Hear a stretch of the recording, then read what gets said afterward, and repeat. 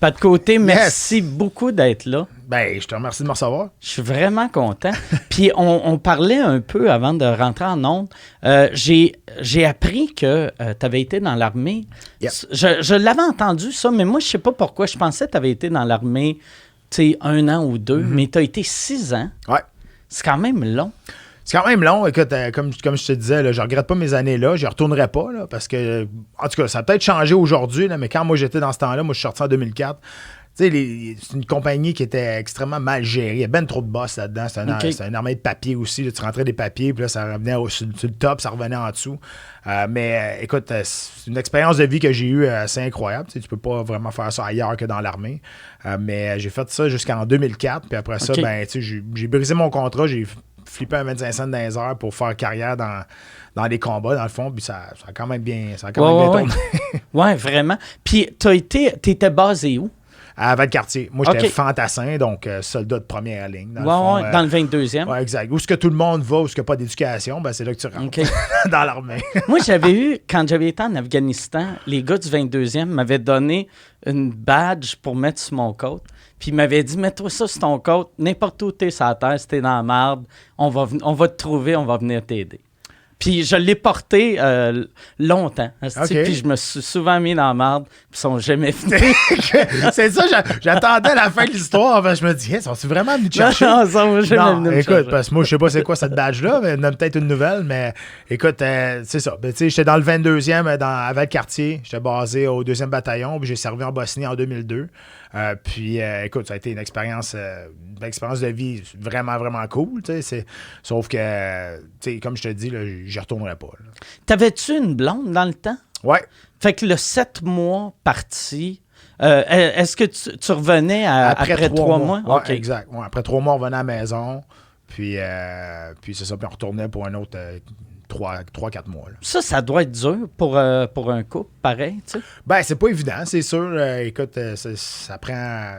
J'imagine ça prend de la confiance. Mais tu sais, moi, j'avais 22 ans dans ce temps-là. Ça prend de la confiance de la part du gars plus que de la fille. Tu sais, elle sait que tu vas pas en Bosnie me fourrer, là, tu sais. C'est vrai, c'est sûr. Mais écoute, je te dirais, les Bosniaques sont pas si laides que ça jusqu'à temps qu'ils ouvrent le bouche, là, parce que l'hygiène buccale n'est pas extraordinaire. Il reste 2-3 dents dans la bouche, là. Mais à part ça, tu sais, ils sont pas si laides que ça. Mais écoute, j'avais 22 ans, là, tu sais. Fait qu'à un moment donné, tu sais, la confiance, tu sais, j'ai rien à dire contre la fille que j'étais avec dans ce temps-là. Sauf que, tu sais, je pensais pas faire ma vie avec elle, quand même, à 22 ans. Ouais. Puis, c'est là que tu as commencé à faire les arts martiaux. Ou parce que ça, j'ai vu dans ton Wikipédia, ton Wikipédia français et anglais sont les deux différents.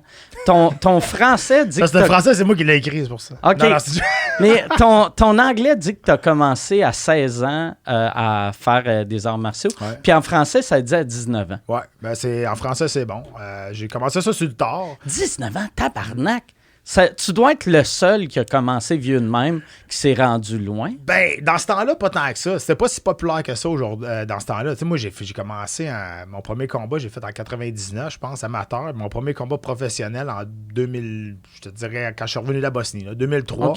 Fait que, tu sais, dans ce temps-là, il y avait pas, c'était pas super populaire. Là, je me souviens, dans mes premiers combats, je me suis déjà battu au Colibri à Victoriaville, dans le sous-sol du Colibri, puis on n'avait pas le droit de lever notre adversaire dans les airs parce que le plafond suspendu était trop bas, puis il y avait des jinklers là, pour quand il y a du feu là, partir. Fait que tu pouvais pas lever ton adversaire dans les airs parce que tu te passais à travers le plafond suspendu. Et tu sais, j'ai commencé vraiment, c'était raw là, au début là. Fait que c'était pas si populaire que ça, puis il y avait pas vraiment de... Il n'y avait pas vraiment de gym comme aujourd'hui qui a explosé à gauche, à droite. Là. Fait qu'au début, toi, quand tu as commencé, c'était souvent... C'était-tu dans les années encore que c'était genre un gars qui était, mettons, un boxeur contre un gars qui maîtrisait juste une manière de se battre? Oui, puis tu sais, t'avais souvent des doormen contre des joueurs de hockey aussi. Okay. des patentes de même. Tu sais, c'était des toughs contre des toughs. Tu sais, c'est le sport. Moi, j'ai évolué avec ce sport-là à travers les années. J'ai fait 15 ans dans ce sport-là. Fait que j'ai vu l'évolution de ce sport-là quand même. Mais au début, c'était n'importe quoi. Là. Puis en plus, c'était n'importe quoi. Moi, quand j'ai commencé, c'était quand même pas si pire. Mais quand ça a commencé pour vrai en 92, 93, 94, ça, c'était n'importe quoi. Là. Ça n'avait pas d'allure. Ouais, c'était magique. Mettons, un lutteur sumo. Oui, je me rappelle, sais-tu dans UFC 1 qu'il y avait un lutteur sumo qui se battait? Mais c'était le fun à regarder. Oui, mais c'est ça. Lui, il a reçu un coup de pied dans la face. C'est un Français, un karatéka, puis il y a une dent qui a revolé à l'extérieur de la cage. Tu sais, c'était brutal. Tu avais 3 règlements. Tu n'avais pas le droit de crever les yeux, tu n'avais pas le droit de graffiner, puis tu avais le droit de mettre des doigts dans aucun orifice du corps. C'était ça, les règlements. Le reste, tu avais le droit de tirer les cheveux, tu avais le droit de cogner. Tu n'avais pas le droit de mordre, tu sais. Mais tu n'avais pas le droit de cogner dans les couilles. Si tu veux voir un combat vraiment bizarre, là, Joe Son contre Keith Hackney, je pense que c'était au UFC 1 ou 2, ils sont comme en position à terre, puis l'autre fait juste shotter d'un gosse au moins 12 fois. Là. OK. Puis tu sais, c'est légal, il n'y avait pas de problème avec ça. Puis au UFC 11, ils ont changé le règlement, ils ont mis un nouveau règlement. C'était pas le droit de lancer ton adversaire à l'extérieur de la cage. Parce que Tank Abbott avait essayé de faire ça, je pense, au UFC 9 ou 10. Il avait essayé de le prendre, de le pitcher à l'extérieur de la cage, parce que la cage était à 4 pieds et non pas à 6 pieds. Puis là, après ça, ils ont mis ce règlement-là. Fait que ça a commencé assez... Ça, j'ai l'impression que ça l'a aidé à rendre le sport populaire rapidement, mais après, ça a été long avant de pogner de la crédibilité. Ouais. Que le monde voyait ça. Tu sais, au début, c'était des combats extrêmes qu'on appelait ça. Exact, c'est ça. Fait que, tu sais. Puis aussi, ça doit être tough. Tu sais, j'ai l'impression qu'un combat, un coup que le combat est fini, d'habitude, tu as un respect pour ton adversaire, mais un gars qui t'a donné 14 coups de poing dans les couilles, ça doit être dur à faire. Ça doit être dur c'est sûr que ça doit être dur à pardonner, là, mais en même temps, ça faisait partie des règlements. Je sais pas comment c'était le sport dans ce temps-là, comment que les gars se respectaient. C'était au bas de l'échelle, c'était vraiment des combats de gladiateurs. C'était de la boucherie. Là, pour moi, là. Je me souviens quand Royce Gracie avait terminé Kimo Leopoldo par un étranglement triangulaire, un étranglement dans le fond à terre. Là, il avait tiré les cheveux puis il avait arraché la couette qu'il avait pour l'amener dans l'étranglement. Fait que c'était n'importe quoi. C'est de la boucherie solide. Puis t'as raison, ça a pris du temps avant que ça devienne accepté au niveau de la population parce qu'on n'était jamais capable d'arriver dans un réseau de télévision qui acceptait de passer ça pour que ça soit vu aux yeux de tout le monde. Donc, tu sais, ils en ont fait un gala, pas de l'UFC, mais ils en ont fait un gala ici dans les années 80, dans les débuts des années 90 à Kanawake. Puis tout le monde, quand ils sont sortis, se sont tous fait arrêter, puis ils ont tous passé une nuit en prison jusqu'à temps qu'ils relâchent. Là. Juste pour avoir... Juste pour aller voir ou les combattants? Les combattants, okay. Mais me semble, si t'es pour arrêter les combattants, arrête le monde qui vont regarder. En fait, arrête personne, là. Mais tu sais, si t'es pour être ridicule à ce point-là... Ben oui, mais écoute, c'était tellement... parce que c'était pas régi dans ce temps-là. Il n'y avait pas de régie, il n'y avait pas de test, il n'y avait pas rien. Là. Le monde arrivait et il se mettait des... Tu sais, comme dans les films de Rambo, là, ils se mettaient des cordes autour des poings, puis t'étais pas obligé de mettre des gants non plus dans ce temps-là. Puis il y en a un qui s'appelle Art Jemerson, il se battait avec un gant de boxe, puis un autre, il n'y avait pas de gants. Fait que là, lui, c'était un boxeur, il pensait qu'il avait révolutionné le sport, il s'est fait torcher. Là, lui, il avait une main, pas de gants pour pouvoir. Il se disait, je vais prendre le gars par le collet, même s'il n'y a pas de collet. Là. Mais je vais le prendre de même, puis je vais le puncher. C'est ça, exact. Puis il avait un gant de boxe, puis lui, écoute, je pense qu'il a fait 2 combats, mais il n'a jamais gagné. Exactement. Surtout, te battre avec un gant de boxe, si l'autre n'a pas de gant de boxe, automatiquement, son coup de poing fait plus mal que le tien, tu sais, à force égale. Ben oui, puis tu t'en vas à terre, là. Qu'est-ce que tu veux faire avec un gant de boxe? T'es handicapé, là, je te le confirme. Ouais.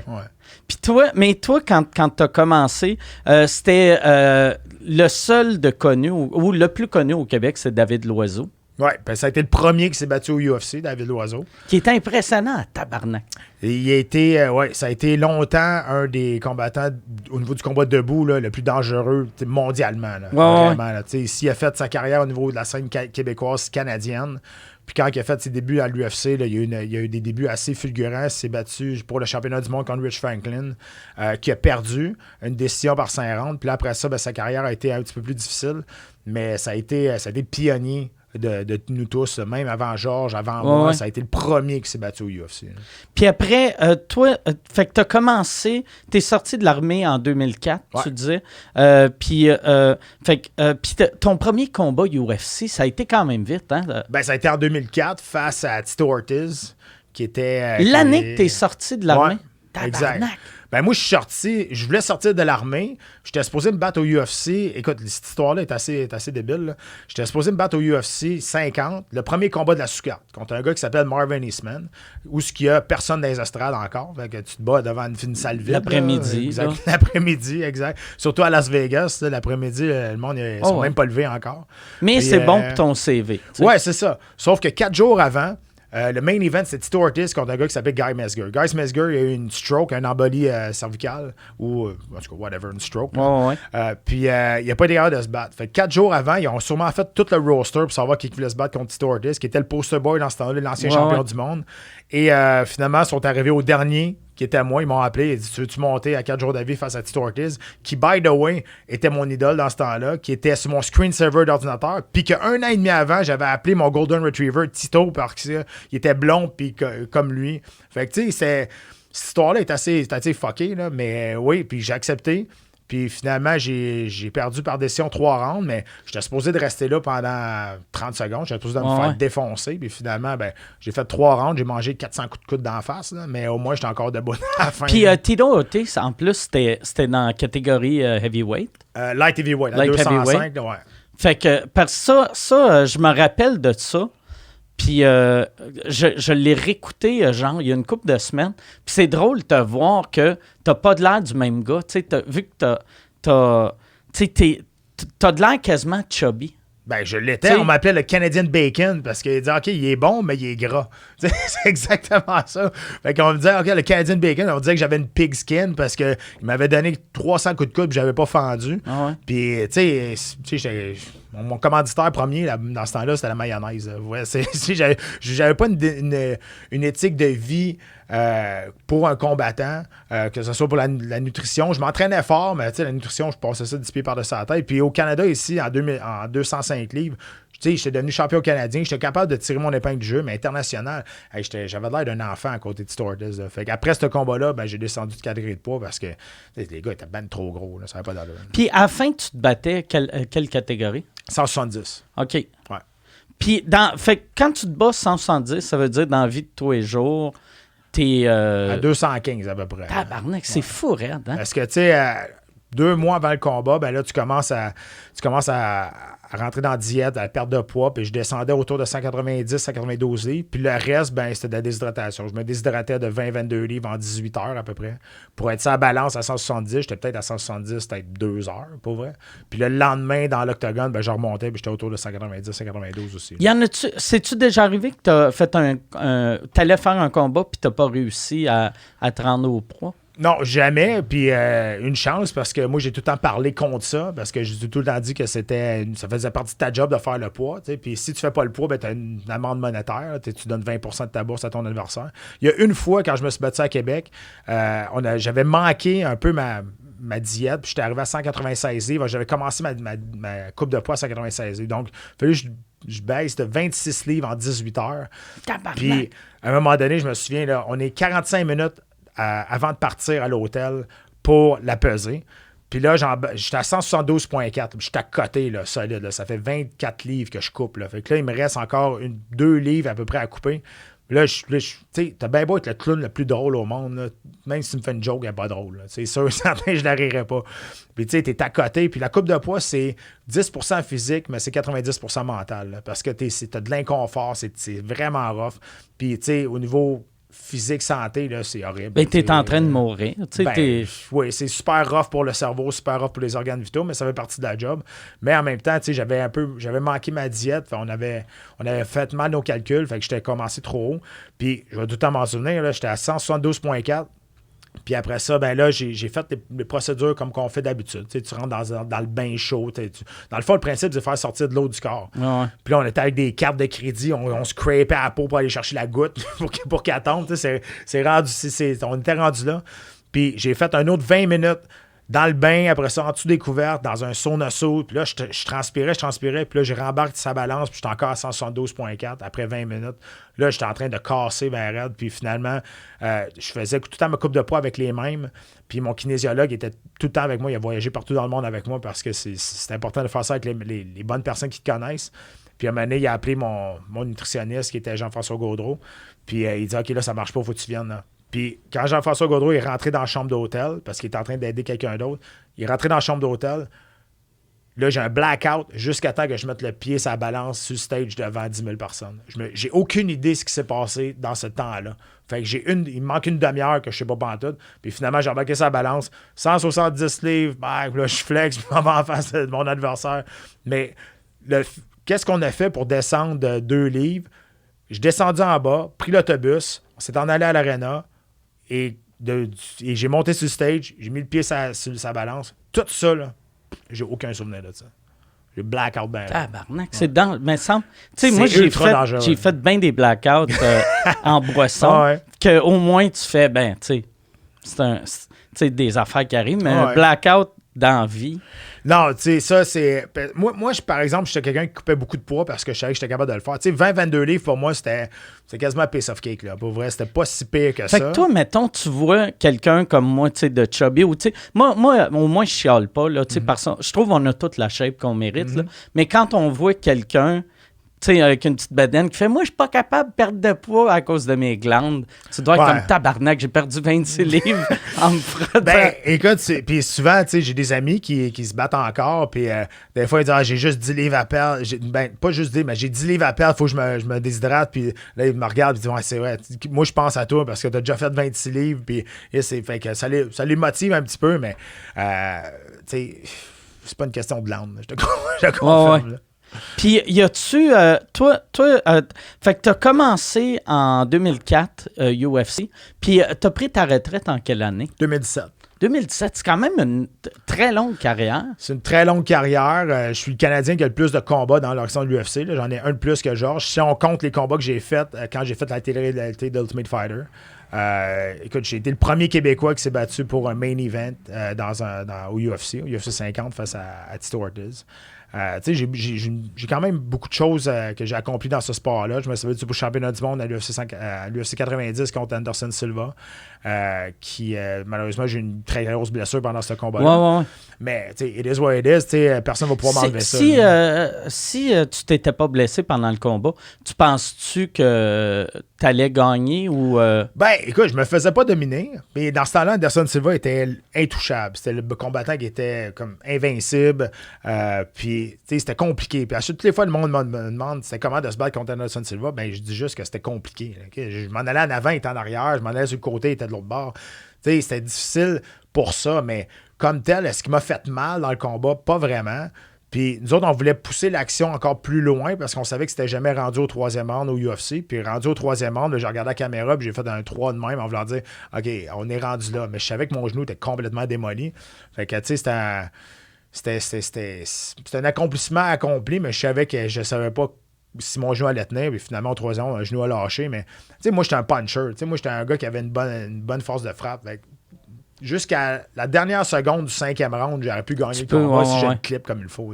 Puis ça, quand, mettons, tu te bats contre quelqu'un de même ou contre n'importe qui, j'imagine que le mental de tout le temps dire « je peux gagner », c'est une des choses les plus importantes. C'est-tu possible de gagner quand tu penses « je suis en train de perdre, je pense que je ne gagnerai pas ». Non, puis... Tu sais, rendu là, tout le monde est bon. Tout le monde est bon. Tout se passe dans la tête. Comment tu es capable de gérer la pression. Puis nous autres, on a approché ce combat-là parce qu'on a vu tous les gars qui se battaient contre Anderson Silva, ils avaient perdu d'avance. Ils arrivaient, puis ils ne le regardaient pas dans les yeux. Ils arrivaient, puis ils étaient intimidés par le gars. Moi, je me suis dit, au pire, si je me fais knocker, je m'en souviendrai pas. T'sais. Fait que, whatever. On va y aller all-in, puis it is what it is. Puis finalement, ça a donné un combat, un super bon combat jusqu'au 3e round. Le combat était quand même assez égal. Puis aussitôt que ça a commencé, il a vu que je le respectais pas, entre guillemets, en voulant dire je mettais beaucoup de pression puis que j'avais pas peur de sa force de frappe. Fait, ça l'a comme freiné un peu dans ses attaques. Je dis pas que j'étais en train de gagner le combat, mais j'étais certainement pas en train de le perdre non plus. T'sais. Puis ça te fait chier qu'ils t'ont pas redonné un autre combat de championnat après? Ben non, parce que j'ai perdu mes 2 prochains combats après. C'est sûr que quand ils m'ont sacré dehors après les 2 défaites après, je me suis rendu compte que avant d'être mes amis, c'était mes boss. Là, parce que j'ai tout le temps eu de bonnes relations avec eux autres, mais c'est une business, il faut qu'ils roulent. Puis ils m'ont sacré dehors, puis après ça, j'étais allé me battre dans des organisations plus locales. J'étais allé me battre au Brésil aussi dans une en Amazon, dans une place complètement perdue. Le calibre au Brésil, il est-tu bon, vu qu'il y a tellement de... Oui, il est bon. C'est juste que ça dépend où tu vas. T'sais, moi, je suis allé à Manaus, la 3e ville la plus dangereuse au monde. Tu arrives là, puis tu sais pas trop où te placer. Sauf que moi, mon head coach, c'est un Brésilien. Il parle portugais, avec des choses comme ça. Puis il connaissait beaucoup de monde déjà là-bas. Fait que ça l'a aidé. Mais, je peux te dire, là, la cage, là, d'habitude, il y a une petite espèce de rubber par-dessus le métal. Là, il n'avait pas. Okay. C'était vraiment plus de base, je te dirais. Là. Mais écoute, ça a été, encore une fois, ça a été une expérience. Puis c'était cette victoire-là que je suis allé chercher là-bas contre le Brésilien. Ça m'a fait revenir au UFC en 2012. Puis après ça, j'ai fini ma carrière. Là. OK. Puis ça, toi, comme là, après ça, t'as été commentateur pour RDS, puis après TVA Sport. Ça, c'était-tu ton... T'es-tu le genre de gars qui a un plan de carrière? Pendant que tu étais dans l'UFC, tu pensais-tu déjà à qu'est-ce que tu allais faire après? Ben, j'y pensais pas avant. Tu sais, à 26-27 ans, quand j'ai pogné le pic de ma carrière, j'étais super populaire. Là, c'était le bordel. C'était le party, l'alcool, la drogue, les femmes, tout la... Pour voir, à Las Vegas, ça avait aucun bon sens, les parties qu'on faisait. Puis... C'était quelle drogue? On a fait pas mal tout, je te dirais. Là, beaucoup de cocaïne, je te dirais. Dans ce temps-là, 26-27 ans à Las Vegas, on l'a échappé assez solide. Jusqu'à temps que j'arrive à mon combat de championnat du monde, que je me suis blessé. Puis là, j'étais 1 an et demi out. Puis là, à cause j'avais été quand même assez intelligent avec mon argent, j'avais mis de côté, je n'avais pas changé mon style de vie quand même. J'ai arrêté de faire de la drogue, là. Mais je veux dire, à part ça, j'ai pas arrêté mon style de vie, mais quand j'ai recommencé, le temps, j'ai recommencé à travailler. Fait que c'est là que je me suis rendu compte que ça peut se finir du jour au lendemain. Puis depuis cette journée-là, écoute, j'ai commencé à penser vraiment à préparer mon après-carrière parce que c'est pas comme les joueurs de hockey. Hein. On fait pas. J'ai quand même fait une belle carrière, j'ai fait quand même de la belle argent, mais on ne devient pas millionnaire en se battant au UFC à moins d'être vraiment de temps. Ouais. Puis t'as pas de sécurité d'emploi, t'as pas une association des joueurs qui vont te protéger non plus. Fait que, tu sais, il faut que tu t'arranges avec tes troupes quand c'est fini. Tu sais, tes combats les plus payants, t'avais combien par combat? Je te dirais, parce que tu as tout le temps une bourse de base, puis après ça, tu as un boni qui est d'habitude le double quand tu gagnes. OK. Puis après, tu as des Fight of the Night. Des Fight of the Night, c'est ça. Fait que le combat le plus payant que j'ai fait, je te dirais, c'est le combat que j'ai fait à Saskatoon. UFC qui était là-bas, puis j'avais gagné le Fight of the Night aussi, donc 50 000 de bonus en plus. Plus j'avais fait 70 plus 70. Donc j'avais fait à peu près 190 000 dans US dans ce combat-là. Ça, c'est le combat que j'ai fait. Saskatoon en plus. Ouais, ça n'a pas rapport avec la place. Non, je sais, mais tu t'attends pas à gagner 200 000 en te battant Saskatoon. Non, pas vraiment, non. Puis ça, dans tes moments, tu sais, quand tu vas être vieux sur ton lit de mort, c'est quel ton combat que tu vas te rappeler le plus, que tu es le plus fier? Tu sais, mon entrée au UFC, ça a été quelque chose que je pense que personne va être capable d'égaler ça. Là. La manière que j'ai rentré, je me suis battu contre mon idole, je me suis battu contre...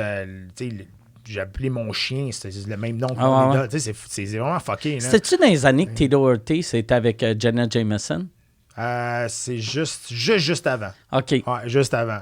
Ouais, avant qu'il fasse 2 kids puis qu'il avait complètement sur le top. Là. Ouais. Mais ouais, c'est ça. C'était juste avant ça. Ouais. Puis toi, c'est ça, je veux revenir à... Tu sais, t'as commencé tard, mais jeune, t'étais-tu le genre de petit gars qui se battait ou... Pas du tout. Hey, moi, j'ai mangé des volets. Je me suis battu 3 fois au secondaire puis je me suis fait rincer pas à peu près. Les 3 fois? Oh, ouais, les 3 fois, solide. Là. J'avais pas de qualité athlétique pour faire ce sport-là. J'étais probablement le pire combattant qui a tenté de faire carrière là-dedans. Pour voir, au début, j'étais vraiment mauvais. Vraiment, vraiment mauvais. Puis, écoute, j'étais très, très arrogant. Je pensais que j'étais le meilleur au monde. Puis, le premier combat amateur que j'ai fait, je me suis fait torcher, puis pas à peu près. Puis, on dirait que ça m'a fait revenir les pieds sur terre. C'était où ton premier combat amateur? À Québec? Ou non, c'était au Scratch à Laval. OK. Au Scratch à Laval, contre un gars de 6 pieds 6. Puis c'est ça. Puis tu sais, tout ce que je faisais, je faisais comme de la WWF. Là. Je parlais à la foule, toute la quête, mais tu sais, c'était pas fake. Là. Je recevais des vrais coups de poing dans la face. Puis finalement, j'ai perdu au premier round. Puis là, ça avait été comme un wake-up call. Mais même avec cette défaite-là, je suis tombé en amour avec ce sport-là. Puis j'en ai fait ma carrière. Ça doit faire... Tu sais, moi, je me suis pas battu depuis secondaire 2, mettons. Puis moi, au primaire, je me battais pas mal parce qu'au primaire, sais, un punch d'un petit cul de 5e année, ça fait pas mal. Fait que c'était juste fun. C'était de l'action. Puis là, on se battait. Les deux, on avait du fun. Tu gagnais, tu perdais. Tout le monde était heureux. Puis après, quand je me suis battu au secondaire, je me rappelle que après le combat, j'appelle ça un combat. Après que j'ai mangé une volée, j'étais comme, tabarnak, ça fait bien mal, ça, asti. Puis à chaque fois que je vois des gars comme vous autres se battre, je suis comme, asti, le petit cul de secondaire 2, il m'a punché le nez, ça m'a fait mal pendant 3 jours. Vous autres, tu sais, un coup de poing de combattant UFC, asti que ça doit faire mal. Ben, sérieux, pour vrai, je vais dire la vérité, non, tu sens pas grand-chose. T'sais, avec l'adrénaline, toute la seule affaire qui fait mal, pour vrai, là, c'est un coup de pied dans les jambes. Tu sais, le tibia qui arrive directement dans les jambes, là, ça, c'est comme quand tu joues à des jeux vidéo et tu as une barre de pouvoir. Là. Donc là, tu donnes un coup, ça descend. C'est rare, tu vas passer un knockout avec un coup de pied dans les jambes, mais ça, tu le sens tout de suite, ça te gèle le corps, puis tu as besoin d'une bonne poker face pour montrer que ça n'a pas fait mal. Mais le reste, tu sais, un coup de poing, tu le prends ou tu tombes là, avec des gants de 4 onces. Puis les coups de poing que tu le sens pas à cause de l'adrénaline, c'est le lendemain que tu le sens? Je te dirais 1 heure après, là, un coup que ça a fini, toute la kit. Puis, tu sais, si, mettons, tu te fais ouvrir, moi, je me suis fait ouvrir dans le visage une couple de fois, là, fait que tout de suite après, ben, tu t'en vas dans une salle, puis tu te recouses tout de suite, toute la kit. Puis, un coup que l'adrénaline est passée, ben, là, tu commences à avoir mal, puis là, c'est là que tu t'en vas à l'after party pour boire, pour oublier la douleur. Puis, c'est-tu... pendant une couple de jours, ça doit être là tu manges comme un innocent, tu sais, pour revivre comme un humain, finalement. 100%. Écoute, justement, à ce combat-là à Saskatoon, je m'étais battu à 170 livres. J'ai gagné. Ben, j'avais fait de la pesée à 170. Je ne m'étais pas battu à ça, mais j'ai fait de la pesée à 170 livres. 17 jours après, j'étais à Las Vegas avec des amis puis ma femme. Puis là, c'est le party. Puis j'avais gagné Fight of the Night. Fait que tu sais, c'est all open. Hein. On était défoncés bien raide. Puis sur l'alcool. Puis, on s'en va dans le Grand Canyon. Puis il faut se peser avant de rentrer dans l'hélicoptère pour aller dans le Grand Canyon. Puis là, 17 jours avant, j'étais sa balance à 170 livres. J'embarque sa balance, j'étais à 231 livres. Tabarnak. 17 jours après, j'étais enflé, j'avais des tuyaux de poils comme jambes, j'avais plus de chevilles, j'avais des cankles, c'était dégueulasse. Mais j'étais enflé comme le bonhomme Michelin, mais ça faisait tout le temps ça. T'sais. Après ça, ben, tu t'es tellement privé, ben, maintenant, ben, là, tu prends de l'excès, tu manges ce que tu veux, tu prends de l'alcool, toute la quête, fait que t'enfles, puis ça n'a pas de bon sens. Ça, j'ai l'impression qu'il y a bien des gars, quand ils arrêtent leur carrière, sur le coup, ils engraissent pas mal, vu que vous brûlez tellement de calories. J'ai un de mes chums, Jonathan Goulet, c'est un de mes amis. Puis Joe, là il a retrouvé, il a sa shape de l'époque du UFC, mais l'année ou 2 après qu'il a arrêté, il avait vraiment gonflé, Ça m'avait marqué à quel point que,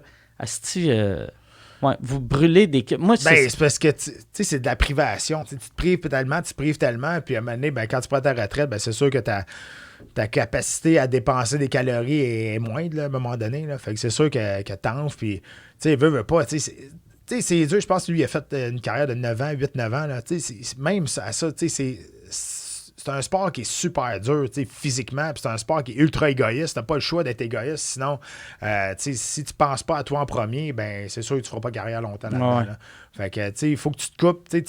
Quand tu te prépares pour un combat, tu te coupes du monde social. Puis moi, à la fin, j'avais, à cause de ma renommée un petit peu, j'avais quand même le contrôle de quand je pouvais me battre. Fait que, l'été, je me battais jamais. Là, parce que l'été, là, quand tu es à diète, puis le monde fait des barbecues, ils boivent de la bière, ils boivent des gin tonic, puis tu arrives avec ton poulet bouilli puis tes brocolis, là, t'as pas de fun pantoute. Là. Même si tu veux juste être avec tes chums, ben, tu restes chez vous, puis t'as pas le goût de voir ça.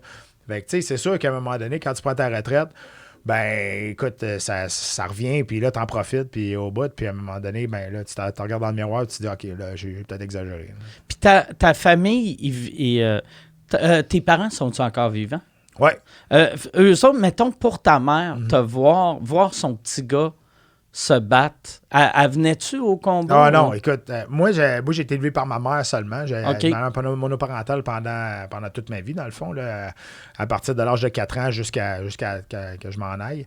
Puis, tu sais, moi, j'étais un enfant unique en plus. Fait que, moi, j'étais comme la 8e merveille du monde pour ma mère. Là. Fait que quand j'ai dit que je voulais faire ces combats-là, c'est sûr qu'elle n'était pas... elle aurait aimé mieux que je fasse des études en médecine, mettons. Okay. Elle n'avait pas espéré ça pour son fils. Sauf que ça a bien tourné. Puis elle n'était jamais capable de regarder des combats live.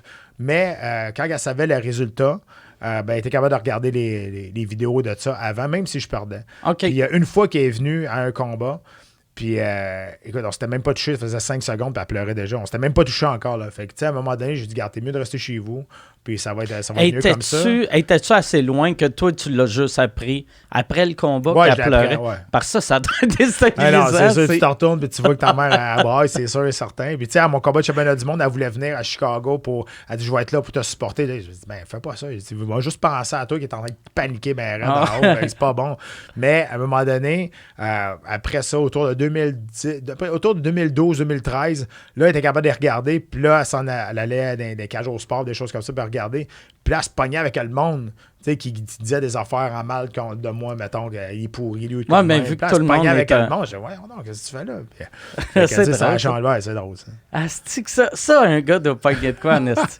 Parce que, tu sais, c'est ça qui est magique des fans du UFC. Dans leur tête, tout le monde sait comment se battre, puis tout le monde fait « Asti, moi, Chris, pourquoi qu'il a fait ça? » Tu sais, je pense dans tous les sports confondus, les gérants d'estrade, c'est ceux des sports de combat qui sont les pires. Les pires, parce que tu t'es tout le temps battu, tu t'es tout le temps battu avec ton frère ou tes chums ou de quoi de même. Fait que tu penses tout le temps. Puis il y en a souvent encore là qui. Moi, j'en reçois des messages là, puis ils me disent écoute, moi, je me suis battu dans la rue, j'ai jamais perdu dans la rue. Je pense que je serais bon pour faire ça. J'en reçois encore des messages de même aussi. Mais il y a une astuce de différence de te battre dans la rue. Là. Je veux dire, c'est comme pas dirais, j'ai pris mon char pour venir ici, je devrais être. Je vais faire la Formule 1. Exact, c'est la même chose, mais les gérants d'estrade, puis au début, je lisais les réseaux sociaux, puis je lisais les forums de discussion au début. Aujourd'hui, ça me passe des par-dessus la tête, mais avant, en une semaine, je passais d'un C-level fighter, là, je gagnais, puis le même gars, il disait « Ah non, lui, il devrait se battre au championnat du monde après. » Tu vois que c'est aucune cohérence, là, des couch potatoes qui écrivent, puis des affaires derrière le couch. Fait que, c'est bien bizarre, puis c'est drôle parce que j'ai une anecdote là-dessus assez bizarre. J'étais à Québec, moi, je restais à Québec quand j'ai commencé ma carrière, puis à un moment donné, j'ai pogné de la popularité, puis j'étais au UFC, puis le monde commençait à me reconnaître. Puis je sors à un moment donné, j'étais au Palladium à Québec. Puis il y a un gars qui est à côté de moi au bar, puis là, il jase. Bon, moi, jase. Puis là, finalement, on commence à jaser parce qu'on prend des shooters, whatever. Puis là, lui, il me dit qu'il fait du combat ultime dans ce temps-là, parce qu'il n'y avait pas le terme vraiment arts martiaux mix. Fait que là, il me dit qu'il fait du combat ultime, puis il fait du combat ultime avec Patrick Côté. Là, il me parle, moi. Là. Ah ouais? Je te jure, là, il me parle. Là, je suis même. Là, je vis pas ça. Là, je peux pas croire ça. Fait que là, il parle. Il dit, ouais, Patrick Côté, il va me prendre sur son aile. Puis il m'a dit que là, j'avais de l'avenir là-dedans. Là, mon chum à côté, il me cogne des causes. Il dit, mais dis-y. Il dit, non, attends. Fait que là, moi, je continue. Il dit, il paraît que c'est un jackass pour ouvrir le pas de côté. Il est vraiment pas gentil. Fait que là, il dit, non, il est super gentil. Il va me prendre sur son aile. On est en train de monter quelque chose, un bon programme ensemble. Ça a duré une demi-heure. Puis là, je suis dit, c'est fascinant. Je capotais. Puis finalement, à la fin, je sors la main. Je dis, regarde-moi comme il faut. Là. Regarde à qui tu parles comme il faut. Puis là, maintenant, il a comme réalisé. Je dis, pas de trouble. Si tu veux t'entraîner, tu viendras chez nous. Là, mais fais attention. Fait qu'il parlait de moi à moi.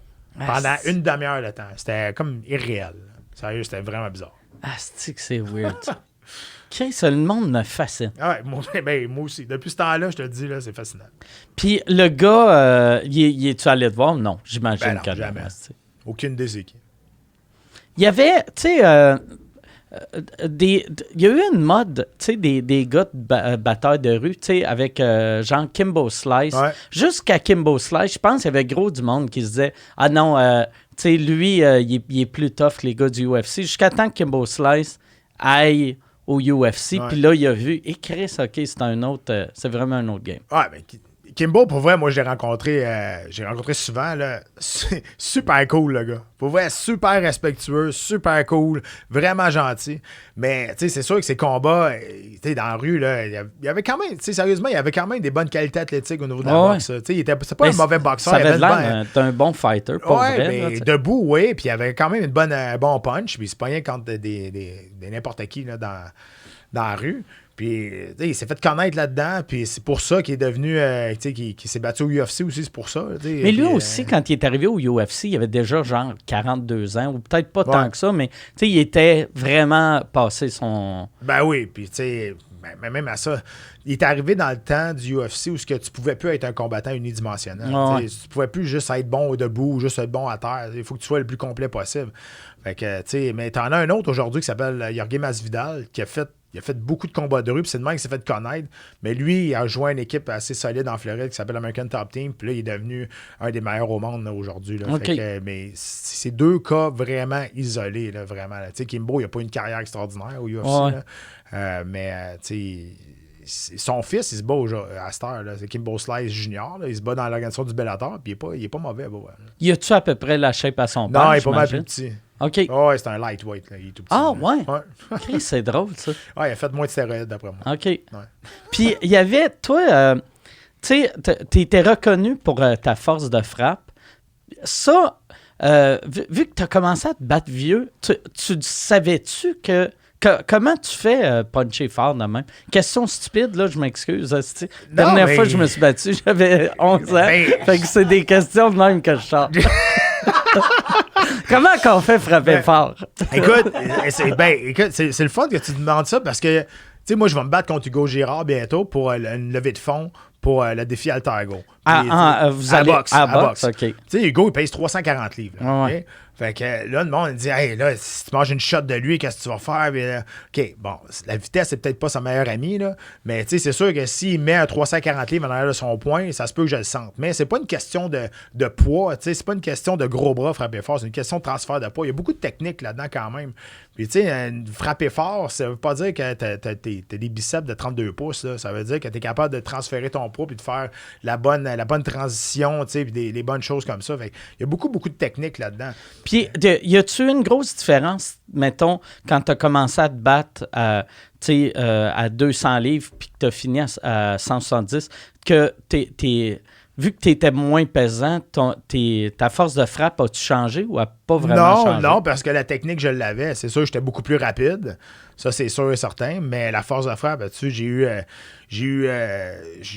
j'ai knocké 2 gars à 205 livres à l'UFC, j'ai juste fait un combat. J'ai knocké 2 gars à 185 livres. Puis quand j'ai descendu à 170 livres, j'en ai knocké 2 aussi. OK. Fait que, tu sais, ça change rien si tu as la bonne technique. C'est juste que, tu sais, j'étais plus à l'aise. Puis pourquoi j'ai descendu à 170 livres? C'est parce que mon dernier combat à 185 livres, les deux à peser, on était à 185 livres, même si je savais qu'il était un petit peu plus gros physiquement que moi. Mais le lendemain, je pensais que j'étais son frère. Pour vrai, là, je dis, ouais, ça se peut pas que ça soit lui. Il avait doublé, là.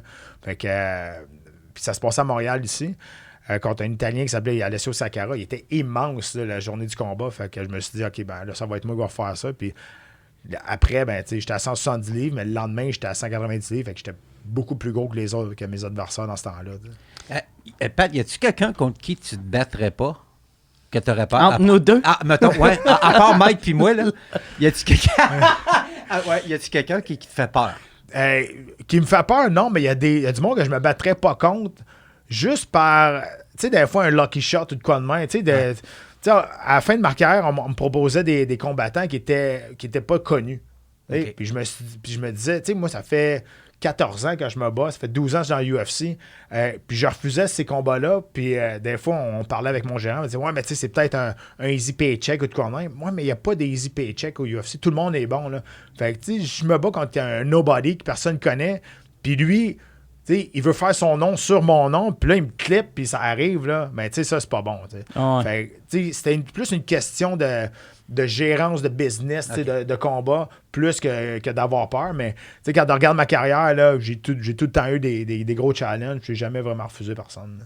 Puis, mettons, dans la vie, c'est quand la dernière fois... Là, en ce temps, tu pourrais pas te battre. Mettons, dans la rue, quelqu'un t'écoeure, tu le frappes une fois, toi, tu vas en prison. 100%. Puis, tu sais, ça arrivera pas. Parce que tu peux dire ce que tu veux sur moi. Tu peux me dire que je suis un cave. Pour vrai, ça ne m'atteint pas. Il n'y a rien qui m'atteint. Ça me dérange pas. Y en a-tu des colons qui s'essaient? Plus maintenant. OK. C'est déjà arrivé. Je te dirais plus en 2006, 2007, 2008, là, ça arrivait. Ça arrivait quand même assez souvent.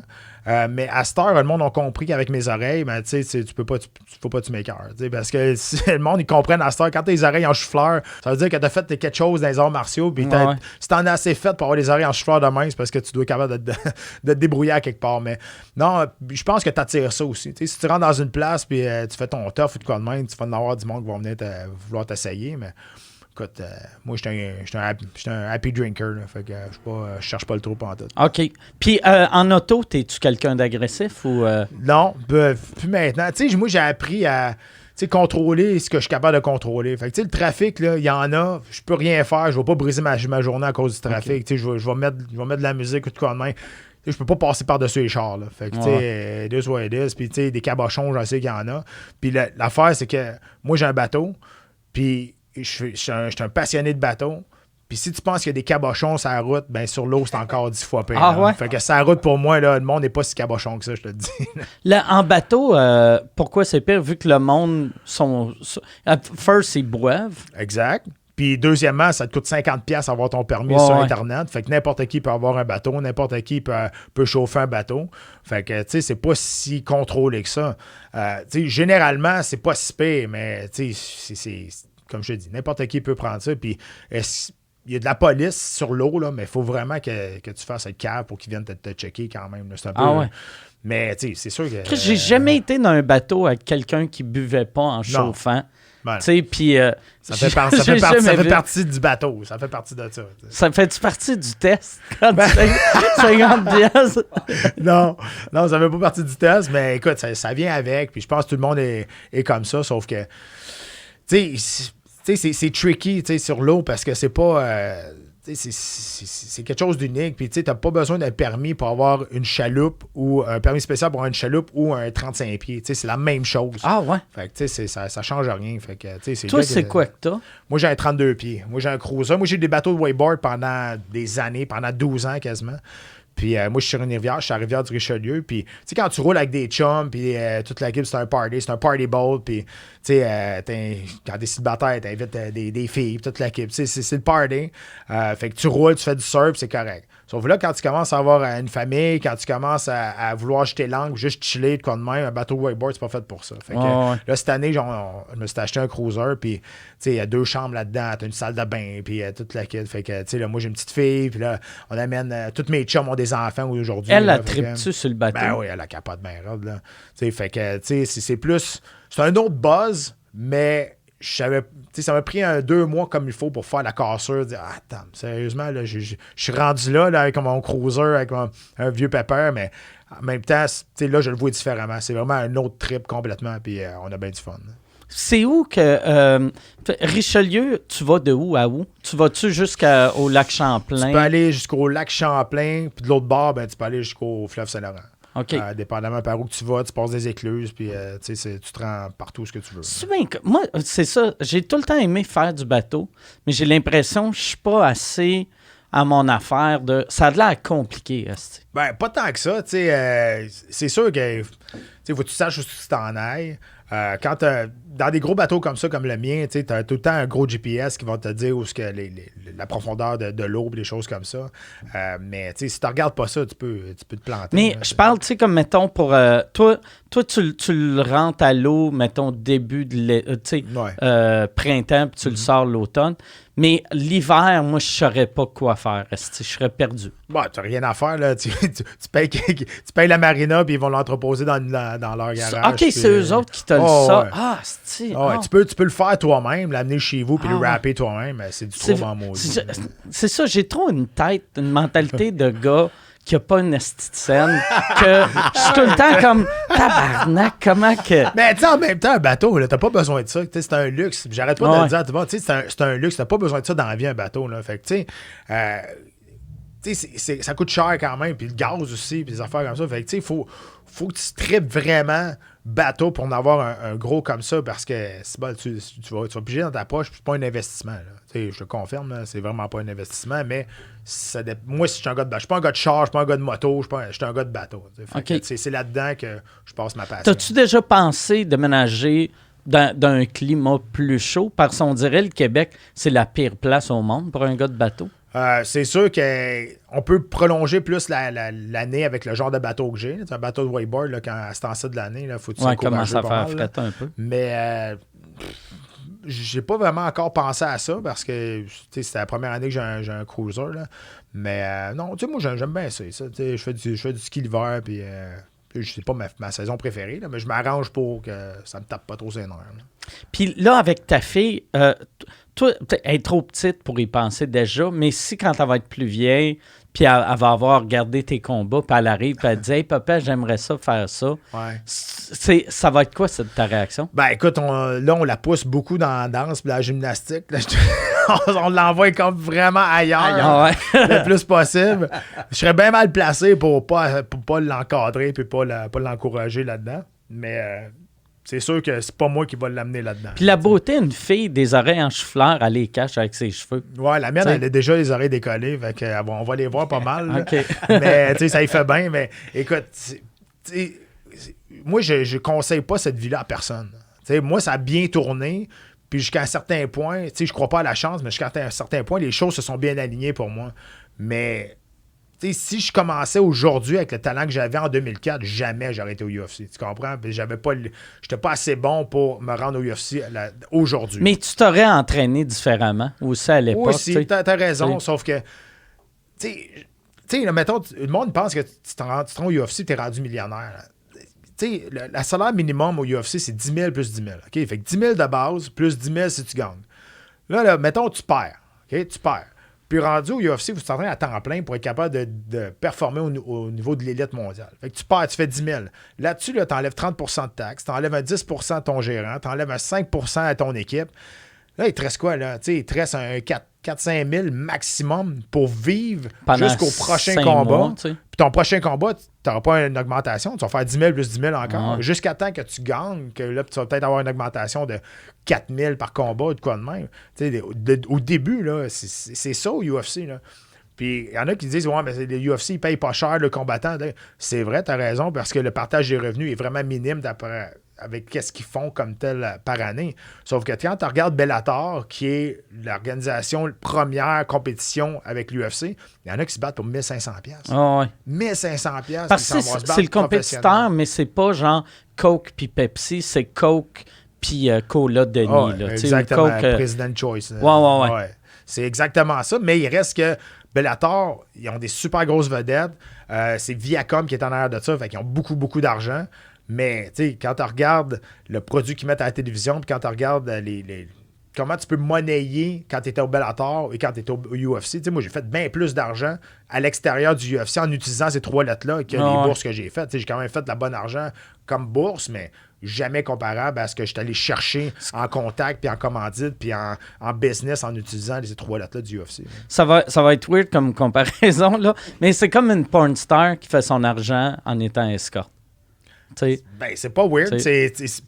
Sérieusement, avec le partage des revenus, ce qu'ils nous donnent, comparativement à ce qu'ils font, ben, t'es quasiment une pute. Ouais, c'est quasiment ça aussi. Là. C'est vrai. Mais là, après, c'est ça, mais un gars, tu sais, wise, qui se sert de ça, après, tu peux faire ton cash en commandite, en conférence. T'en fais-tu des conférences? Ouais, je fais des conférences sur ma conférence. Dans le fond, j'ai sorti un livre il y a 3 ans qui s'appelle Tout est possible. Ça explique un peu le parcours de ma vie puis comment j'ai fait pour tout le temps être capable de revenir au sommet après des gros downs, dans le fond, au niveau carrière, dans le fond. Puis c'est ça, puis je donne des conférences un peu partout. J'en ai donné une... le message a un petit peu moins passé à ma dernière conférence, parce que j'ai fait ça dans un collège privé tout le monde était riche, là. Okay. Fait que c'était des jeunes de secondaire 5 qui, aujourd'hui, n'ont jamais compris que dans le trouble, c'était quoi de sortir du trouble. Fait que je faisais ma conférence, puis le monde m'a regardé, qu'est-ce qu'il dit là, lui, être dans le trouble, puis travailler pour sortir de la merde. J'ai dit, OK, le message passe pas ici de pantoute, là. Mais, tu sais, je donne beaucoup de conférences. J'en donne peut-être entre 10 et 20 par année. Puis surtout dans des corporatifs, des choses comme ça, le message passe un petit peu mieux avec les adultes qu'avec les jeunes, dépendamment. Si j'avais donné cette conférence-là dans une école un petit peu moins nantie, peut-être que le message aurait mieux passé. Ouais. Ça c'est une affaire, tu sais, pour l'argent. J'ai l'impression que...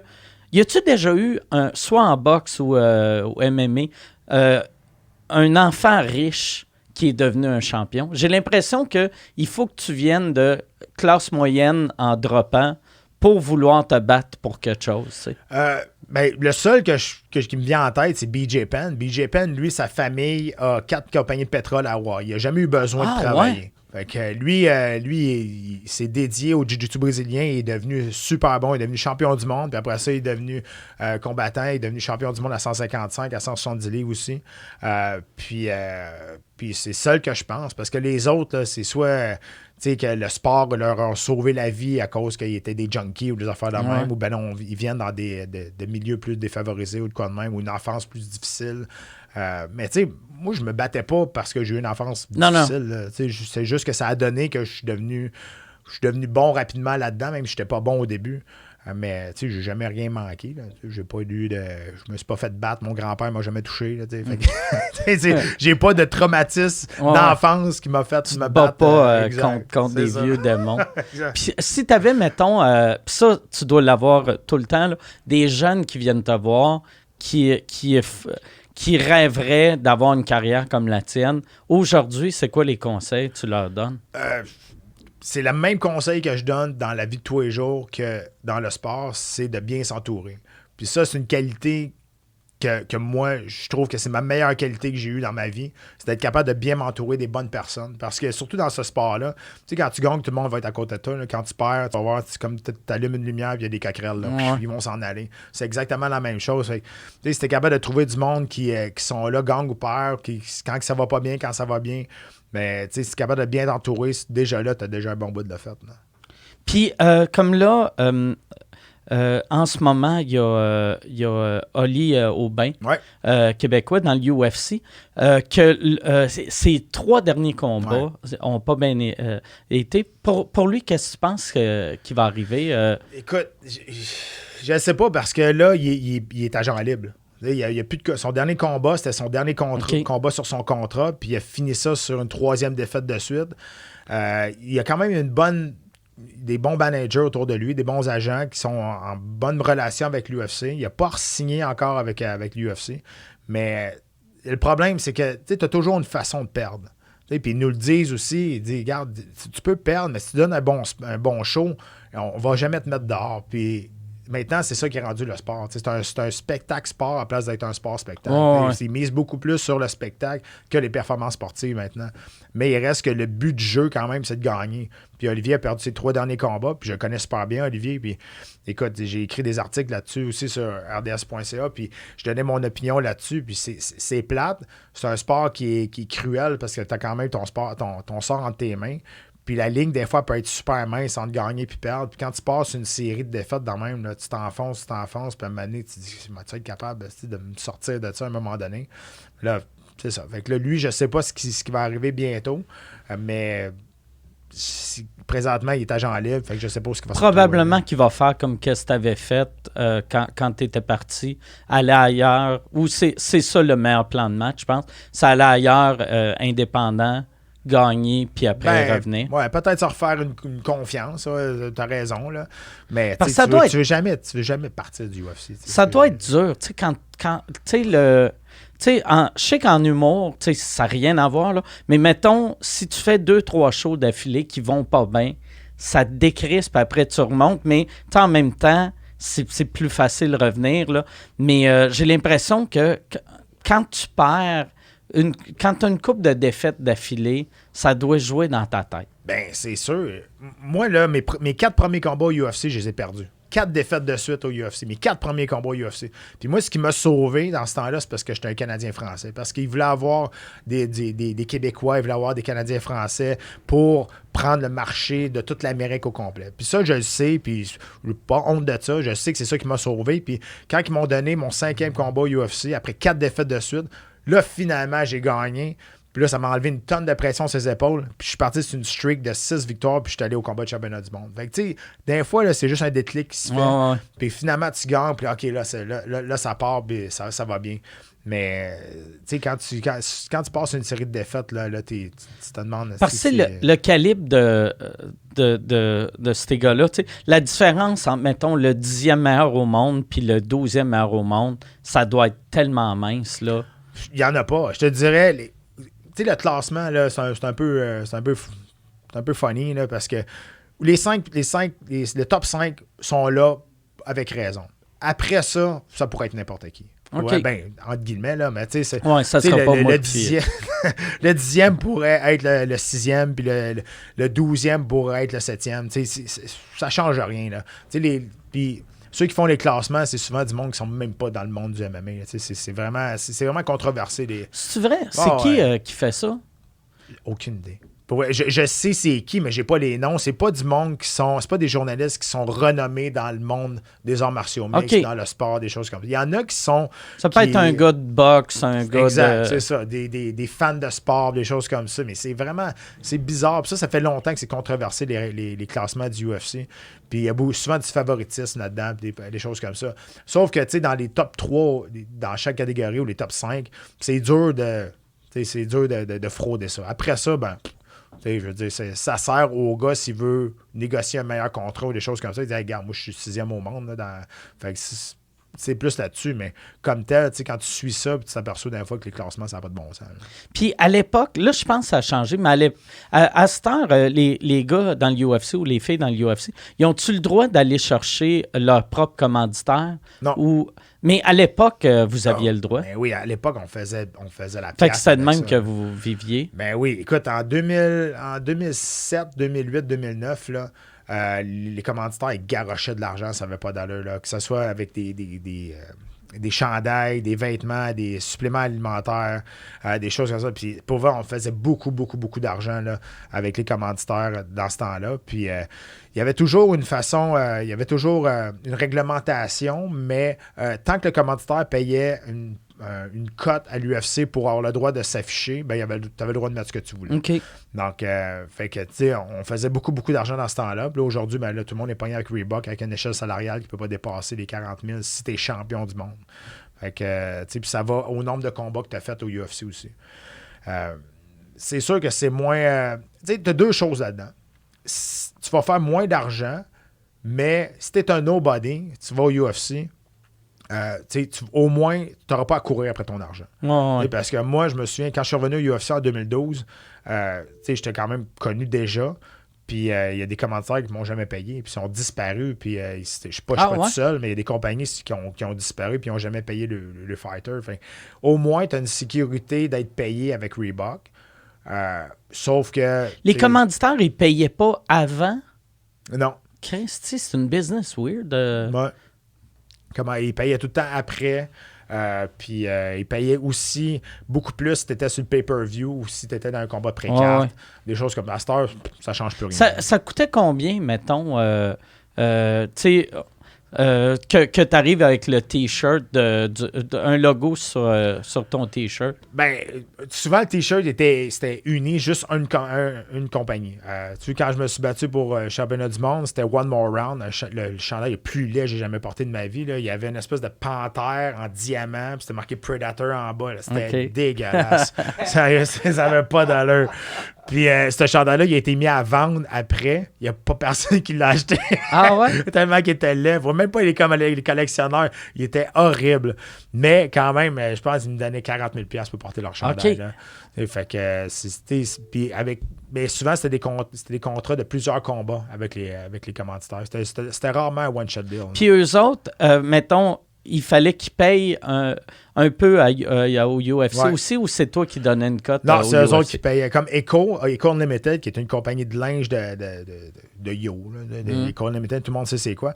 Moi, j'ai été commandité par eux autres pendant longtemps, puis eux autres, il fallait qu'ils donnent, je pense que c'était 150 ou 250 000 par année au UFC pour avoir le droit de s'afficher sur les combattants. Donc, ils pouvaient s'afficher sur n'importe qui après. Fait après avoir donné 250 000 $ au UFC pour avoir le droit de s'afficher, mais après ça, il fallait qu'ils payent les combattants pour s'afficher sur eux autres. Tu ne pouvais pas avoir des petites compagnies qui voulaient genre, te dépanner ou donner un 2-3 000 $ par là, on va s'afficher parce qu'eux autres, il fallait qu'ils payent un pourcentage au UFC. Fait que dans une année, tu pouvais aller chercher combien de commandites? Ma meilleure année que j'ai faite en commandite au UFC, je te dis, c'est peut-être aller chercher un 160, 170 000. Là. Okay. Mais c'est arrivé une fois, puis c'était vraiment dans mon pic, dans ma meilleure année, là, en 2007-2008. Puis t'es-tu incorporé aux États ou au Canada? Au Canada. OK.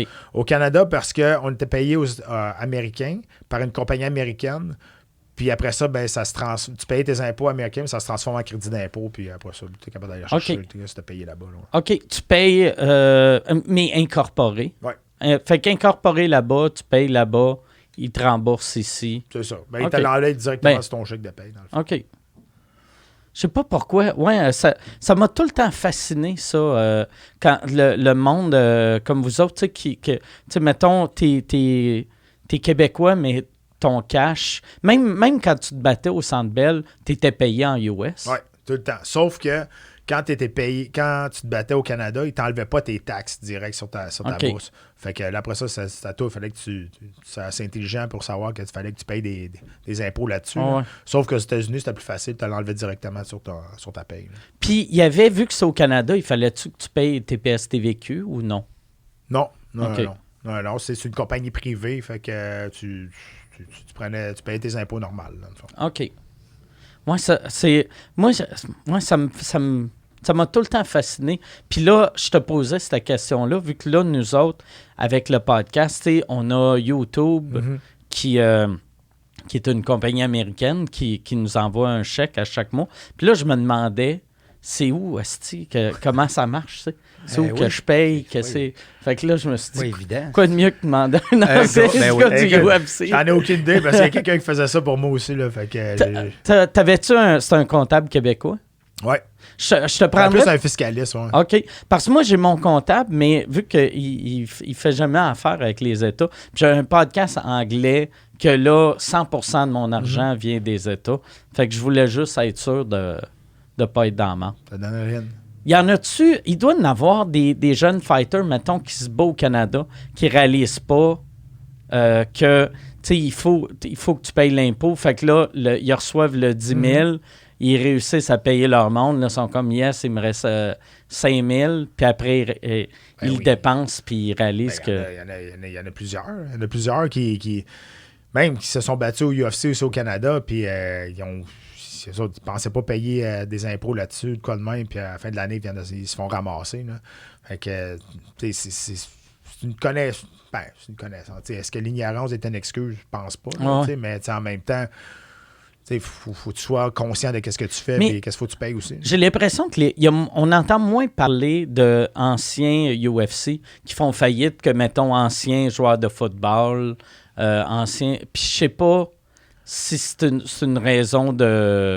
Ben, écoute, les anciens joueurs de football, ils ont fait des millions. Fait que, quand tu l'échappes solide. Pas mal plus que quelqu'un qui a fait 42 000 dans un combat. Puis je pense aussi que moi, je ne l'ai pas échappé parce que j'en ai vu justement qui se sont plantés. Je prends juste Frank Triggs. Frank Triggs, il s'est battu au UFC pendant des années. Il s'est battu 2 fois pour le championnat du monde. Puis aujourd'hui, il est dans la rue. Là, parce qu'il a fait des mauvais choix ou whatever. Fait que tu te dis, hey, moi, je veux pas finir de même. Là. Fait que il faut que tu places tes pions. Puis en même temps, ça revient à ce que je disais. Quand tu finis ta carrière, t'as plus rien. T'as pas de pension, t'as pas rien. T'as rien. Fait qu'il faut que tu sois assez intelligent pour dire, mais ça va arrêter. Là, puis ta carrière finit jeune. C'est ça qui est fréquent. Puis ça peut se finir demain aussi. Une blessure ou de quoi de même, tu te fais knocker, t'as des syndromes de commotion, whatever, ou... ça peut se finir demain matin. Là. T'as-tu fait bien des commotions cérébrales dans ta carrière? Et médicalement, non. Okay. Parce que je me suis jamais fait knocker comme tel en 15 ans. Je me suis fait frapper, oui, mais après ma carrière, j'ai passé 4 mois avec un neurologue à faire des tests, vraiment pour savoir si j'avais des symptômes, des problèmes, des choses comme ça. Puis le problème, c'est que souvent les boxeurs et les combattants d'arts martiaux mixtes ne veulent pas le savoir. Parce qu'ils ont peur du diagnostic qui va arriver. Mais moi, j'étais plus, je veux le savoir, j'ai de quoi faire maintenant, puis si je veux pas virer légumes dans 3 ans, puis être capable de, je sais pas, moi, faire les devoirs de ma fille quand elle va être à l'école, je veux être capable de savoir qu'est-ce qu'il faut que je fasse. Puis finalement, on a fait une batterie de tests, on a fait vraiment, vraiment beaucoup, là. Puis finalement, moi, j'étais allé le voir en premier parce que ma mémoire à court terme, je trouvais qu'il y a bien des affaires que je me souvenais pas, que je voulais faire genre 5 secondes avant. Fait que, je voulais prendre, mettons, je voulais aller me chercher un verre d'eau, puis là, OK, je vais texter quelqu'un avant. Puis là, qu'est-ce que je voulais faire, donc? Puis là, je pensais, puis ça revenait, OK, c'est vrai, là, il faut que j'aille chercher un verre d'eau ou quoi de même. Ou ben non, je rencontre quelqu'un, puis le lendemain, ma femme m'a dit, OK, tu te souviens-tu de Michel hier? Je dis, Michel, qui c'est ça? Elle dit, ouais, le gars avec le chandail noir, là. c'est Michel, son nom, aucune idée. On en a parlé pendant 1 heure, aucune idée. fait que finalement, le diagnostic était plus que je m'en foutais, que j'avais des problèmes. J'avais des problèmes un manque d'intérêt. Un manque d'intérêt complètement, exactement. Fait que je suis safe là-dessus. Mais ils ont-tu vu, ils ont juste vu des mini... Ben, c'est sûr. Moi, pas juste les combats, j'ai 15 ans de carrière de sparring, de coups de poing sur la tête. Fait que c'est beaucoup plus pour ça que je suis allé voir, mais les tests ont sorti que tout allait bien, mais qu'il y avait toujours un suivi à faire. Puis dans 3 ans, je pense qu'il faut que je retourne passer des tests, des choses comme ça. Mais... C'est-tu quelque chose qui... ça doit être quelque chose qui fait peur si t'es allé... Ben oui, ben écoute, je pense que ça fait plus peur si t'es fait knocker une couple de fois. Moi, je me suis jamais fait knocker, puis j'ai pris la décision personnelle d'aller checker quand même. Je pense que ceux qui se sont fait knocker une couple de fois, ils ont peut-être plus peur de savoir le résultat. Mais je sais pas. Moi, je voulais le savoir. Si j'avais de quoi à faire, ben je l'aurais fait tout de suite. Puis c'est quoi que tu aurais pu faire, par exemple? Ben, tu aurais pu faire... écoute, il y a plusieurs traitements qu'ils font. Présentement, ils font beaucoup de tests avec le CBD. Post-commotion, post-trauma aussi. Ils sont en train de faire des tests là-dessus. Et pour régénérer les cellules du cerveau, des choses comme ça. Ils vont faire des tests neurologiques. Neuro dans la tête aussi, des choses comme ça. Il y a plusieurs choses médicales que tu peux faire. Écoute, quand tu as une commotion, c'est que ton cerveau touche à ton crâne, puis tu as une partie du cerveau qui meurt. Mais le cerveau va toujours se renouveler par après, mais il faut que tu fasses les bonnes choses. OK. Puis toi, pour là ta carrière de gars de télé, ça, t'es-tu allé prendre des cours pour ça ou tu l'as appris vraiment sur le tas? Je l'ai appris sur le tas jusqu'à un certain moment donné. Je pense que c'était en 2011, je pense. Je suis allé prendre des cours d'addiction. OK. Juste pour apprendre mon débit, ralentir mon débit, parce que j'avais une feuille, puis là, il fallait que je dise tout en une phrase quasiment. Fait que j'ai appris à ralentir mon débit, j'ai appris à pas dire tout le temps les mêmes mots, parce que j'avais des mots sécurité. Là, fait que je me réécoutais, puis je me tapais ses nerfs. Je me disais, ça va-tu finir par arrêter de dire ce mot-là? Fait que, je suis allé prendre des cours d'addiction juste pour ça. Puis ça m'a beaucoup aidé. Là. Puis écoute. Comment t'as fait pour les autres mots? T'as juste googlé synonyme de le mot que tu utilisais tout le temps? J'ai amené mon petit dictionnaire de synonymes, des choses. C'est ton péché. Non, mais j'ai écrit plein de mots qui avaient relation avec le mot que je disais tout le temps. OK. Puis finalement, ben. Vois-tu, là, t'as dit relation, mais t'aurais dit rapport avant de te pratiquer. Ça se peut bien, exact. Mais moi, je devrais faire ça parce que moi, j'ai un vocabulaire dégueulasse, là. Puis je devrais travailler là-dessus. Ben, écoute, je pense que ça marche bien jusqu'à date, là. Fait que, à date, c'est pas super. Peut-être que ça marche mieux, le fait que je parle mal. Moi, je change de sujet, mais tu parlais de la douleur, les ça, là.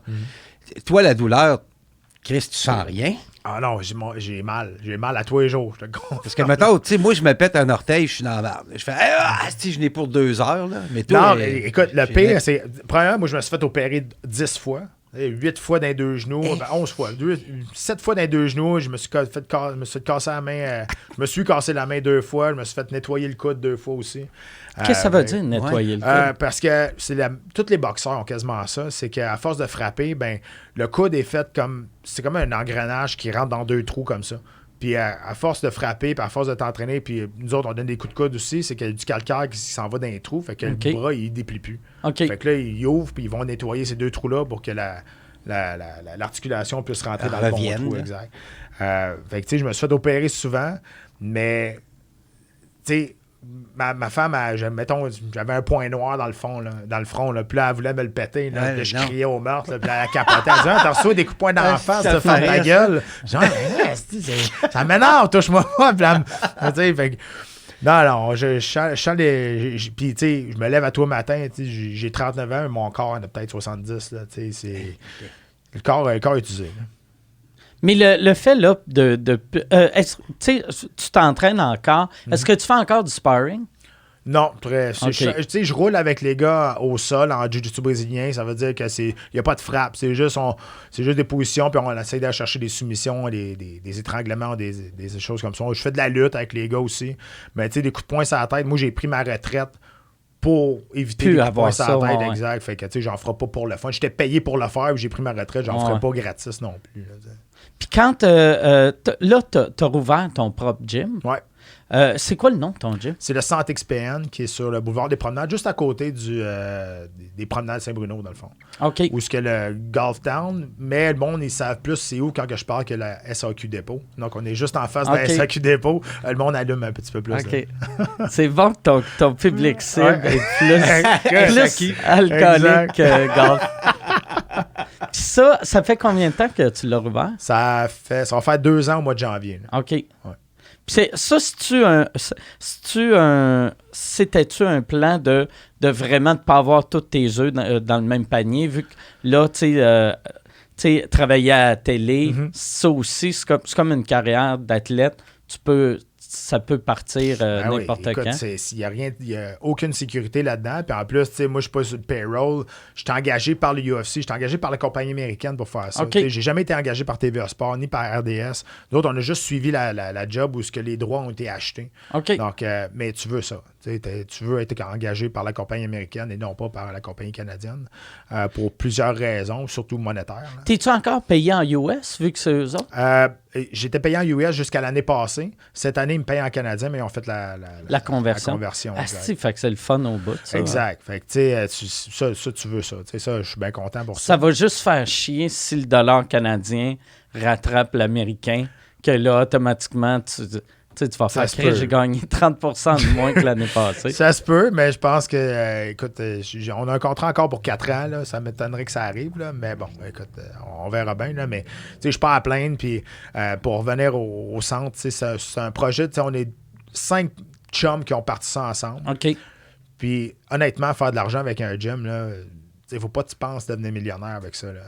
On a fait ça parce qu'on est passionné d'entraînement, on est passionné de sport, puis on voulait partir un projet qui nous ressemblait à nous autres, puis on a parti le Centre XPN, puis c'est exactement ça qui est aujourd'hui.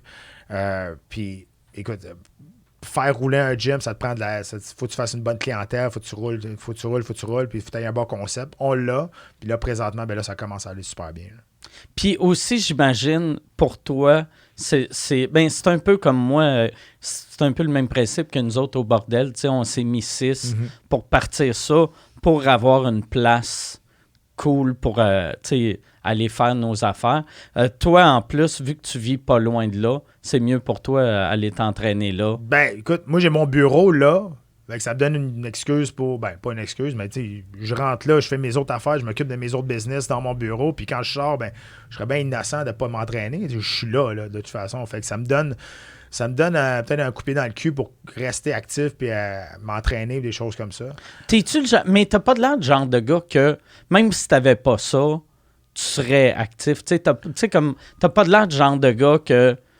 Tu sais, qui ferait qu'est-ce que t'as fait aujourd'hui? Ah, j'ai regardé la télé et j'ai mangé des chips. T'sais. Ça arrive d'un fois, mais moi, tu sais, j'ai haï dormir. J'ai hâte de me réveiller le matin pour partir ma journée. Moi, je me lève à 10 h, là.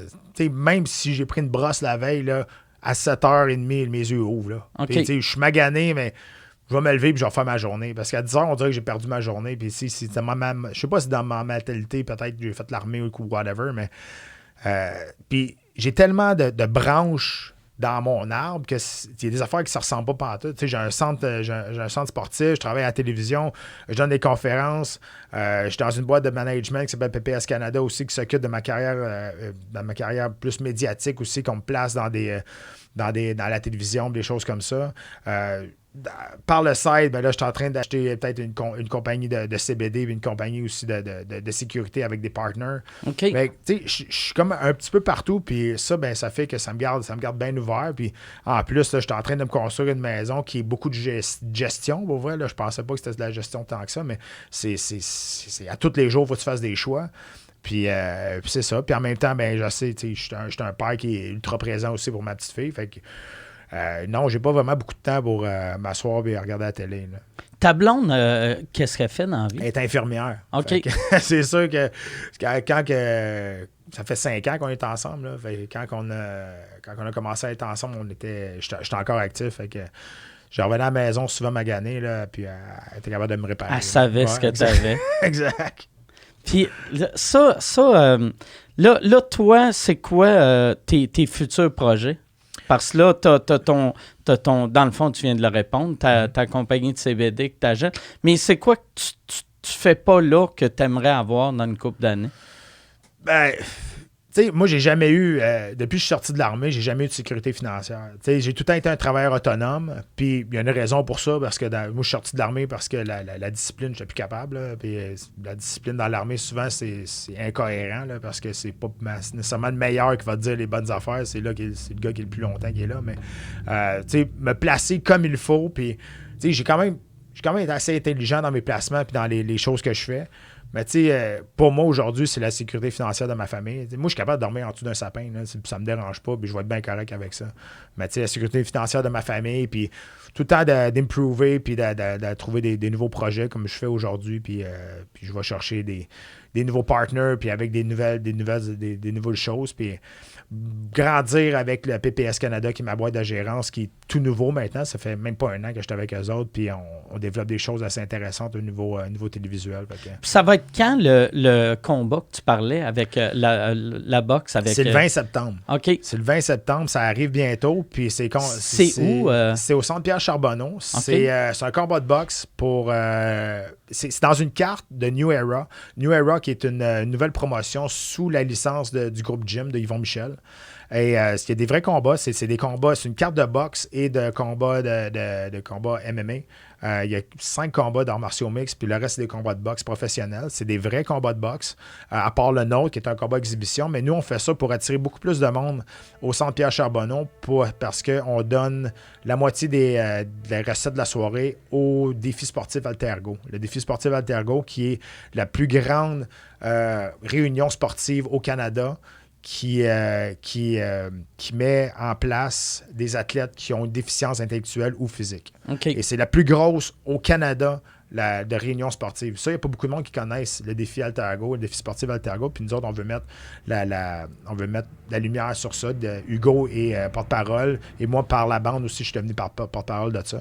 Puis on veut aussi attirer beaucoup plus de monde pour que la relève d'aujourd'hui, parce qu'il y en a beaucoup qui vont se battre sur cette carte-là, plus se battre devant une salle quand même pleine, parce que se battre devant des bancs vides, ça m'est déjà arrivé en début de carrière, c'est plate en maudit. Quand tu entends tes pieds dans le ring, il n'y a rien de le fun là-dedans. Hey, mais Hugo, pour vrai, c'est quand même... Tu sais, c'est un athlète aussi, mais il faut être brave en asti de manger des coups de poing sur la gueule par un gars que sa job, c'est de manger des coups de poing sur la gueule. Ben, honnêtement, on va là pour avoir du fun. Deuxièmement, c'est un combat exhibition, fait que ça va finir nul, c'est sûr et certain. Fait que tu vas te donner à 30%. Non, tu sais, je veux dire, si je manque la cible, je suis rendu vraiment mauvais. Là. Il pèse 340 livres, là, fait que la cible va être là. T'sais. Mais tu sais, je pense qu'au corps, puis je vais frapper toutes mes forces au corps, il n'y a pas de problème avec ça. Mais tu sais, on a des plus gros gants. Moi, je vais porter des saisons, il va en porter des 22 parce que ses gants ne rentraient pas dans les saisons. Il fallait qu'il fasse des gants sur mesure pour lui. Mais on va là, on est 2 athlètes à la retraite, mais 2 athlètes fiers. On va donner le meilleur spectacle possible. Je sais qu'Hugo, il s'entraîne depuis 1 mois assez très, très fort pour avoir l'air d'un boxeur. Juste pour pas avoir de l'air gênant. Exactement. Mais on va pas là les deux pour perdre notre crédibilité, puis on va pas là les deux non plus pour snacker, on va là pour donner un meilleur spectacle possible, mais il faut jamais oublier qu'on fait ça pour l'organisme du défi Altergo aussi. Toi, tu t'entraînes-tu à la boxe de ce temps-ci pour être prêt pour ça? Oui, puis tu sais, le timing, c'était juste pour retrouver le timing, puis être capable de donner un bon spectacle aussi. T'sais, on se mentira pas que c'est pas mal moi qui va leader ce combat-là. Fait que si je veux me faire frapper, ben je vais me mettre dans les câbles et il va me frapper. Puis si je veux pas qu'il me frappe, ben il me touchera pas. C'est ça. Sauf que. Est-ce que vous allez porter du headgear ou non? Okay. Non, c'est un combat de boxe. C'est un combat de boxe exhibition, mais sans casse. Puis écoute, c'est pour amener. Puis il y a beaucoup de curiosité autour de ce combat-là, parce qu'il y en a, tu sais, quand tu commences à lire les commentaires sur les réseaux sociaux, que c'est l'homme le plus fort du monde, s'il touche la cible à 340 livres, côté il est fait, ou bien non, ça vient de l'autre bord, il dit, voyons, côté il va le manger tout rond parce qu'Hugo n'a jamais fait ça. C'est sûr que. C'est comique, mais la curiosité va amener le monde à cette place-là, puis c'est ça qu'on veut. On dirait que c'est le genre de commentaire du UFC 1. Oui, c'est exactement ça. Oui, encore une fois, c'est ça. Mais tu sais, ça n'a pas beaucoup changé depuis l'UFC 1, les commentaires, je te dis. C'est encore le même. Hey, merci beaucoup d'être venu. Ben, c'est moi qui t'en remercie, c'était super cool. Pas bonne chance, ce combat-là, mais amuse-toi dans ce combat-là. On va avoir du fun, puis on invite tout le monde, puis c'est pour une bonne cause. C'est quelle date encore? Le 20 septembre. 20 septembre. Si j'ai rien, je vais y aller. C'est un vendredi. Je vais créer des obscénités. Ben, à qui? T'entendre. À tout le monde. À tout le monde. Je vais insulter tout le monde. OK. Merci. Hey, merci.